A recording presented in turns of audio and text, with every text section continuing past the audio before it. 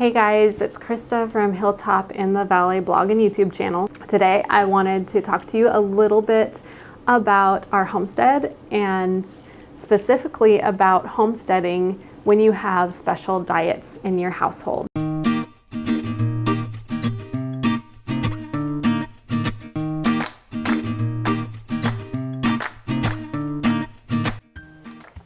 So our first clues that we had to be a lot more careful with our eating for our family was that soon after we moved into this house, my youngest at that time, I was pregnant with our third, but our second boy was having a lot of emotional issues, and he was not a happy kid, and it was really hard to see him go through it. Went all in to just doing raw milk at that point and realizing that that is what we need to be doing. We also took him off of gluten, and so he is now gluten-free. Then, soon after that, we noticed other things with our oldest son. Kindergarten really threw us for a loop because he was always such a sweet kid. He was always such a people person, and in kindergarten, and he also loved to learn and was just very curious about things. But in kindergarten, he struggled with learning, and he struggled with being able to follow directions, behavioral things that were just not like him. And we began to realize that there were a lot of things going on that he couldn't control. When we found out he had pandas, we also found out that there had been studies done to see what foods set pandas off into the flare-up. Things like eggs, things like gelatin, those were some of the worst for him. And other things that you would never even guess, like onions, like cherries. Then suddenly we had this pandas disorder, and we had to work around that, and we had to cook around that. So one of the best things about gardening and having a family that you're trying to feed in a healthy way is that you can incorporate so many different foods that you wouldn't normally get at the store. We're growing leeks this year, but we're also going to be growing different types of peas. We're going to be growing different types of beans.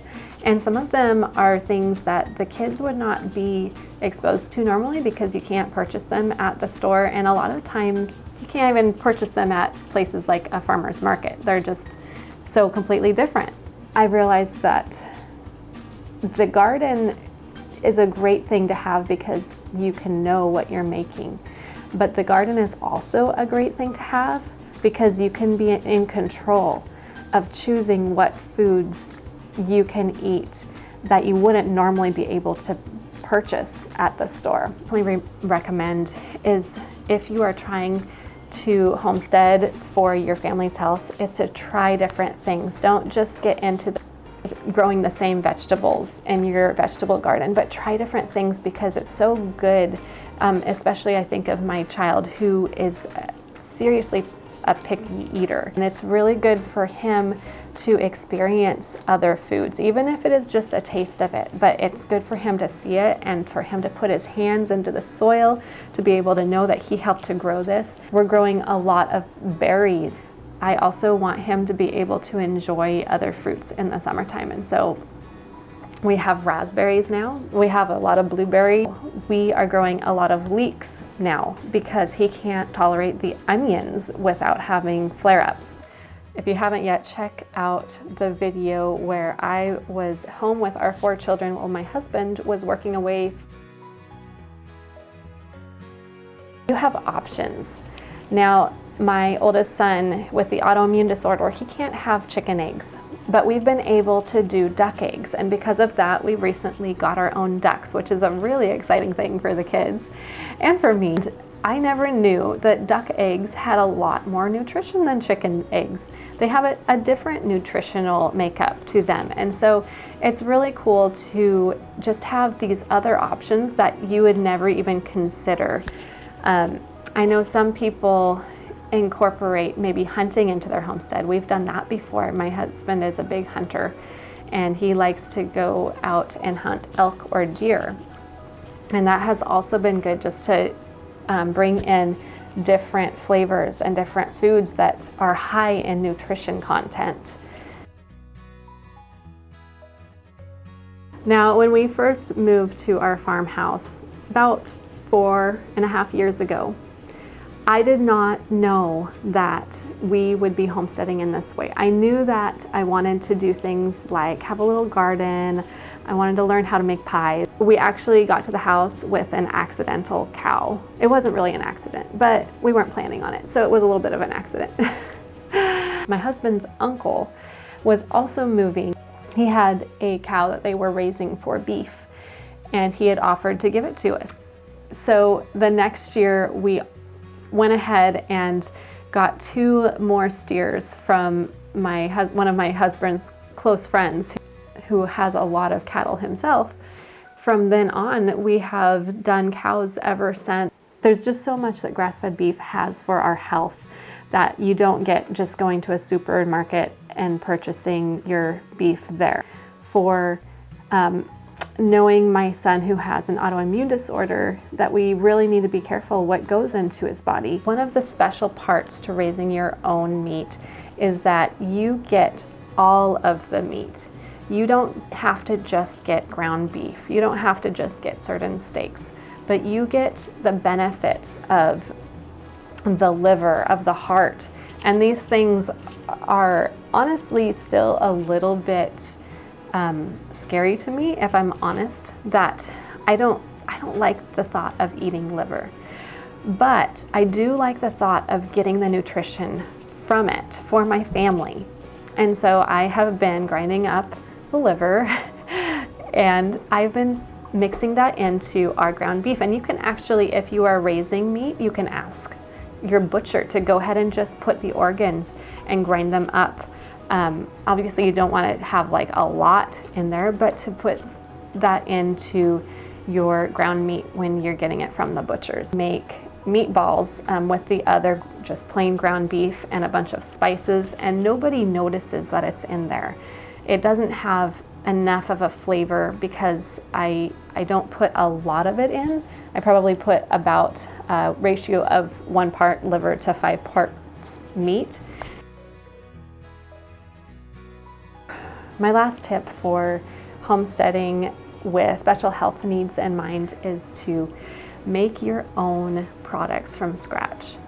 And this might mean that you're canning, or this might mean that you're dehydrating herbs from the summer.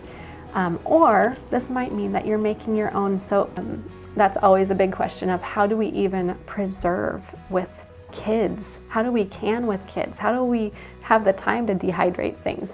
Well, you can also check out my preservation video where I show how I like to preserve while I have the kids in the house. And it's funny because when you start to homestead, you start with one thing and then you add in something else and you go, oh, wow, I can do this. Hey, maybe I could do that too.